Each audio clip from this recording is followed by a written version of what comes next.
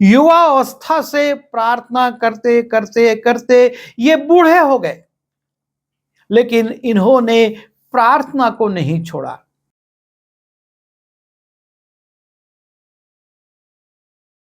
हर एक जन प्रार्थना करता है और प्रार्थना में वो ये आशा करता है कि उसको जल्द से जल्द प्रत्युत्तर मिल जाएगा, लेकिन हमेशा ऐसा संभव नहीं होता। कई बार प्रार्थनाएं की जाती हैं, लेकिन प्रत्युत्तर पाने में विलंब होता है, और तब कई एक विश्वासी अपने विश्वास से कमजोर हो जाते हैं और सोचने लगते हैं कि परमेश्वर उनकी नहीं सुन रहा है, उनकी प्रार्थनाएं व्यर्थ जा रही हैं।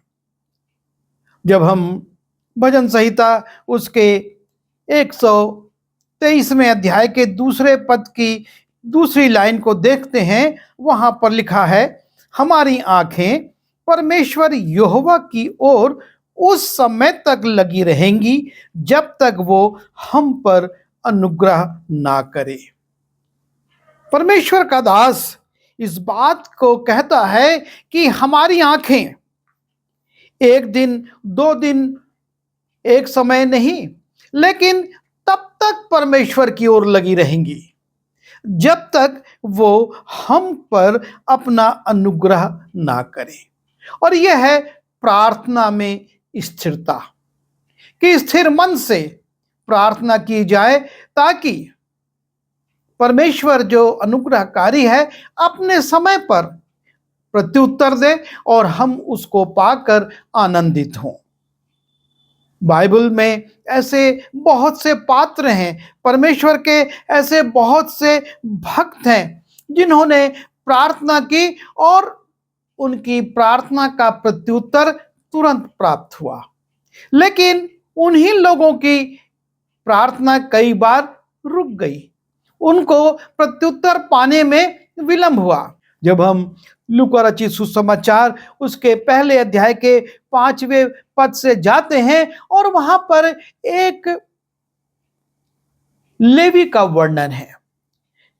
लिखा है, यहूदा के राजा हेरोदेस के समय अबिय्याह के दल में जकरिया नाम का एक याजक था और उसकी पत्नी हारून के वंश की थी जिसका नाम इलिशिबा था, और वो दोनों परमेश्वर के सामने धर्मी थे और प्रभु की सारी आज्ञाओं और विधियों पर निर्दोष चलने वाले थे। ये याजक लेवी परमेश्वर की विधियों पर चलने वाला था, उससे प्रार्थना करने वाला था, लेकिन उसके विषय में लिखा है, उनके कोई संतान ना थी क्योंकि इलिशिबा बांझ थी और वे दोनों बूढ़े थे। ये परमेश्वर के भक्त थे, परमेश्वर की सेवा करते थे, परमेश्वर का कार्य करते थे, परमेश्वर से प्रार्थना करते थे, लेकिन इनके जीवन में एक बहुत बड़ी कमी थी, इनके पास संतान नहीं थी, ये बुजुर्ग हो गए थे और उसकी पत्नी बांझ थी, लेकिन इन्होंने प्रार्थना करना नहीं छोड़ा। और इसलिए 13वें पद में हम देखते हैं, जिब्राइल स्वर्गदूत जकरिया के पास आता और उससे बातचीत करता है, परंतु स्वर्गदूत ने उससे कहा, हे जकरिया, भयभीत ना हो, क्योंकि तेरी प्रार्थना सुन ली गई है। क्योंकि तेरी प्रार्थना सुन ली गई है।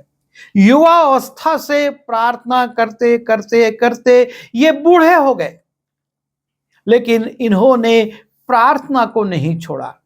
जिब्राइल ये नहीं कहता है कि 20 साल पहले तेरी की गई प्रार्थना सुन ली गई है या 5 साल पहले की गई तेरी प्रार्थना सुन ली गई है। वो कहता है कि क्योंकि तेरी प्रार्थना सुन ली गई है और तेरी पत्नी इलिशिबा से तेरे लिए एक पुत्र होगा और तू उसका नाम यूहन्ना रखना।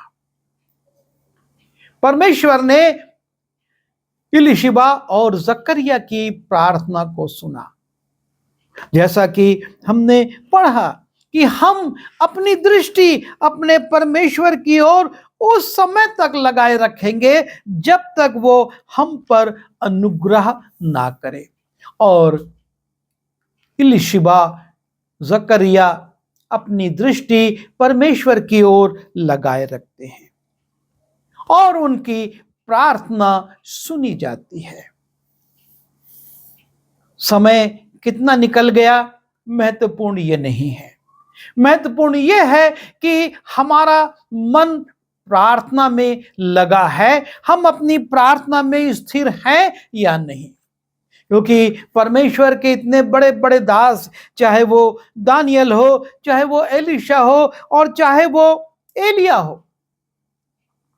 प्रार्थना करते हैं, कई बार प्रार्थना करते हैं और परमेश्वर प्रत्युत्तर देता है। हम अपनी प्रार्थना में हमेशा लगे रहें, अपनी दृष्टि अपने परमेश्वर की ओर लगाए रहें और वो निश्चय प्रत्युत्तर देगा। यह उसका वायदा है। जब हम मत्ती उसके 21वें अध्याय के 22वें पद में जाते हैं, लिखा है, और जो कुछ तुम प्रार्थना में विश्वास से मांगोगे वो सब तुमको मिलेगा। यीशु मसीह वायदा करते हैं कि तुम विश्वास से मांगोगे मिलेगा, लेकिन हम मांगना ना छोड़ें, हम पीछे ना हटें, हम ये ना कहें कि परमेश्वर ने हमारी प्रार्थनाओं को नहीं सुना।